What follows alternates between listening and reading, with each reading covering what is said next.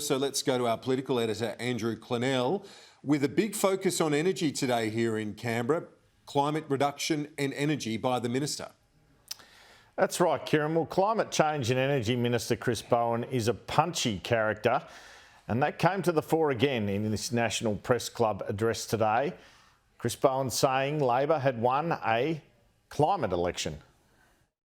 After years of climate change policy being weaponised by Conservatives, after years of baseless fear campaigns about the cost of climate action, there was a climate election. And that election resulted in a Labor victory with an ambitious climate agenda. And Bowen said when Parliament resumes in under a month now, he will be cutting tax on electric vehicles and introducing the Climate Change Target Bill. The Treasurer and I will take through legislation which implements our electric vehicle tax cut. We promise to cut the tariffs and abolish the fringe benefits tax on affordable EVs from 1 July, and that's exactly what we'll do. And of course, the EV tax cut is just one part of our electric vehicle policy.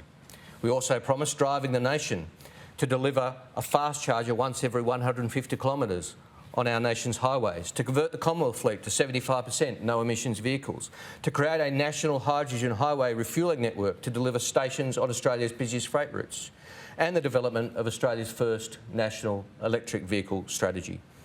Chris Bowen spoke of a closing the gap style address to Parliament on climate emissions being a requirement of the legislation. The Minister also talked of electric cars being affordable in 2030 and a realistic choice then for all Australians.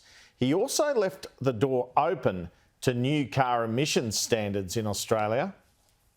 We have an electric vehicle strategy which we will now develop in office, as we said we would from opposition, and we'll consider further policy options to add to and build on what we've already committed to. So vehicle emission standards, are they on the table as we move forward? We will consider all viable options to build on the policy announcements we've already made and are implementing. Chris Bowen was asked today about the recent energy crisis in Australia, where the Australian energy market operator had to suspend the market. He said he was always confident of avoiding blackouts, but was more concerned industry would be asked to slow down due to load shedding. Supply was tight at several of the evening peaks. We would have gone through load shedding before we got to blackouts. So load shedding was a possibility we were preparing for. I'm confident that that would have avoided blackouts, but I didn't want to go down the load shedding line either. And working together, we managed to avoid that. No load shedding and no blackouts. And that's a tribute to everybody involved. In Madrid overnight, the Prime Minister Anthony Albanese was keen to point out yet again that Australia's new stance on climate was helping our foreign relations, including on a potential free trade agreement with Europe.